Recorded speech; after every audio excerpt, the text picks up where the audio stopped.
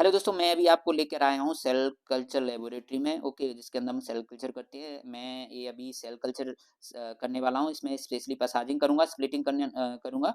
Okay, तो मैंने इस सेल कल्चर डिश जो है, मैं 100 सेल कल्चर डिश हैंडल कर रहा हूँ। इसको मैंने पहले माइक्रोस्कोप में देखा। माइक्रोस्कोप में मैंने पाया कि जो सेल्स हैं, उन्होंने 100 डिश को 90% एरिया को कवर कर लिया है। तो मुझे लगा कि इन सेल्स को स्प्लिट करना जरूरी है। यदि मैं स्प्लिट नहीं करूँगा तो ओवरनाइट में ये क्या हो जाएंगी, ग्रो करके मर जाएंगी। इनको एरिया नहीं मिलेगा तो ये क्या करेंगी, स्ट्रेस में आएंगी और स्ट्रेस में आने की वजह से मर सकती हैं। तो मुझे लगा कि हमें इसको स्प्लिट करना चाहिए।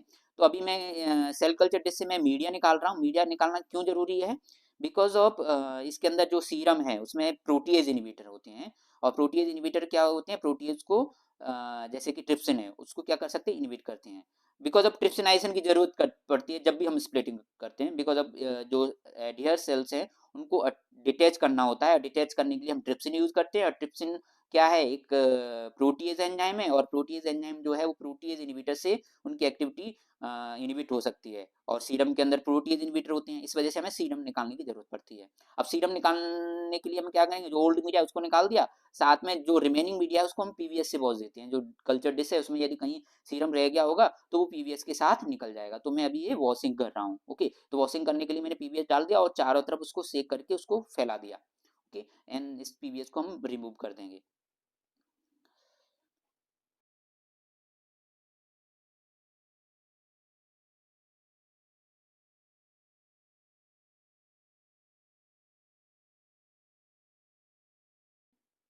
अभी मैं इसके अंदर टिप्सन डालने वाला हूँ। लगभग 100 डिश में मैं 1.5 ml से 2 ml ट्रिप्सन डालता हूँ। जिससे ये क्या होता है कि ट्रिप्सन उतना ही डालना होता है जिससे हमारा जो सेल कल्चर वेसल्स है वो कवर हो सके। ओके, उस पर पूरा सरफेस जो है ट्रिप्सन से कवर हो सके, जिससे ट्रिप्सन अच्छे से सभी एरिया से सेल्स को डिटैच कर पाए। ट्रिप्सिन डालने के बाद हम क्या करेंगे, इसको हम ले जाएंगे कहाँ पर, CO2 इंक्यूबेटर में। CO2 इंक्यूबेटर में 3 से 5 मिनट के लिए रखेंगे। ट्रिप्सिन डालने के बाद हमें उसको स्प्रेड भी करना होता है चारों एरिया, चारों तरफ। ओके, ये अब हम इसको CO2 इंक्यूबेटर में रखेंगे। तो जब भी हम सेल कल्चर से रिलेटेड जो भी इंस्ट्रूमेंट है उनको हैंडल करते हैं, मीडिया से लेकर के, चाहे बायो सेफ्टी कैबिनेट हो, चाहे माइक्रोस्कोप हो, या फिर CO2 इंक्यूबेटर हो, उन सबको हमें प्रॉपर पीपी पहन करके हैंडल करना होता है।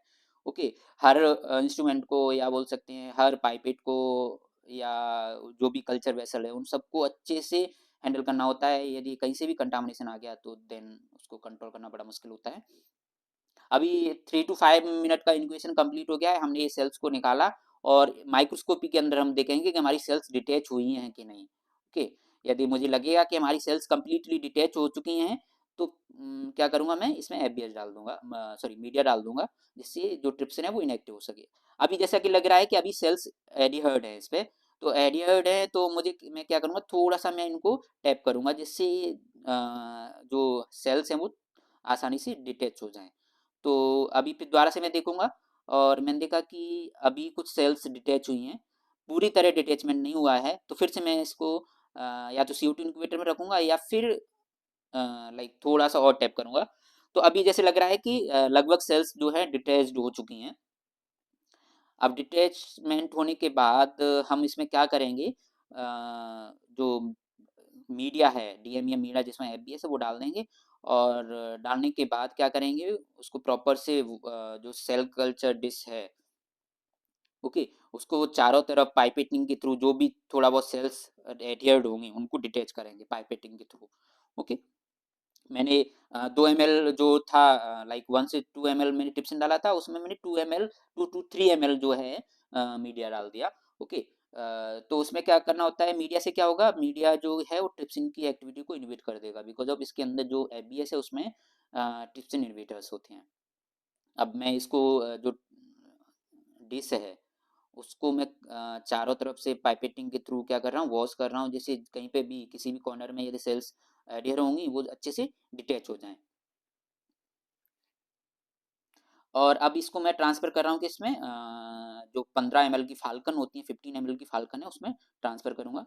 बिकॉज़ अब इसका वॉल्यूम लगभग 4 to 5 ml होगा और इसको फिर मैं सेंट्रीफ्यूज करने वाला हूँ।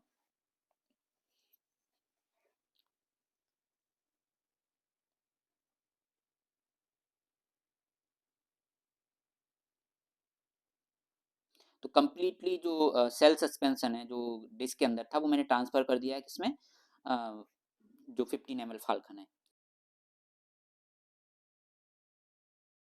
इसको कहाँ पे ले जाऊँगा मैं? सेंट्रीफ्यूज करने के लिए। तो सेंट्रीफ्यूज करने से पहले मैं इस पे पैराफ़िल्म लगा लेता हूँ, जिससे इसकी जो कैप है उसकी जो एजेस हैं उस पर कहीं लाइक बाहर का जो बोलते हैं ना एयर है उस उससे कांटेक्ट ना हो।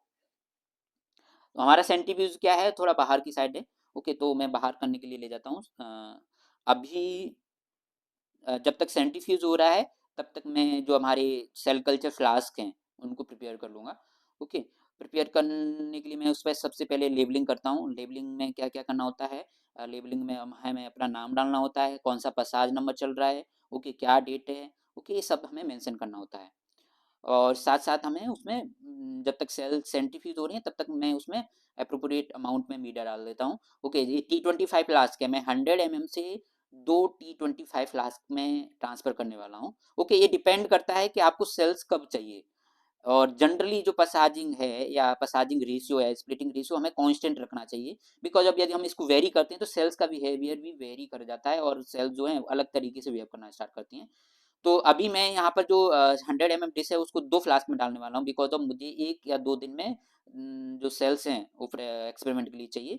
तो 100 mm डिश से जब मैं इन 2 में डालूंगा तो मुझे परसों तक मुझे इसमें से कॉन्फ्लुएंसी 100% मिल जाएंगी इन दोनों फ्लास्क में।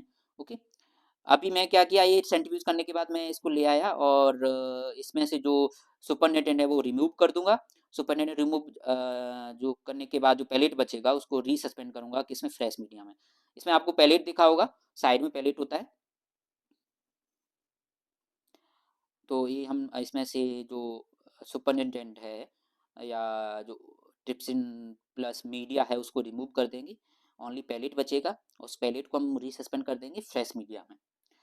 वो 1 to 2 ml मीडिया में रिसस्पेंड कर सकते हैं। अच्छे से रिसस्पेंड करना होता है पाइपेटिंग के थ्रू। ओके,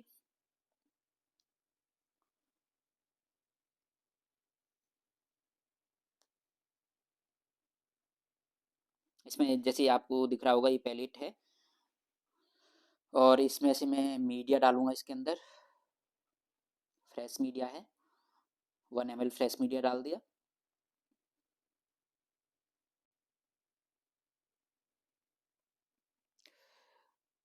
अभी मैं इसके अंदर 1 ml मीडिया डालने वाला हूँ, फ्रेश मीडिया। और उस 1 ml फ्रेश मीडिया में मैं ये जो सेल पैलेट है उसको ब्रेक करूँगा।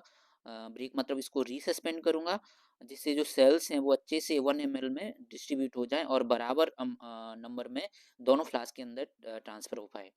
ओके, तो ये अच्छे से रीसस्पेंड हो गया है एंड अभी मैं पाइपेट को 500 माइक्रोलीटर पर सेट करूँगा और 500 माइक्रोलीटर दोनों फ्लास्क में ट्रांसफ़र करूँगा।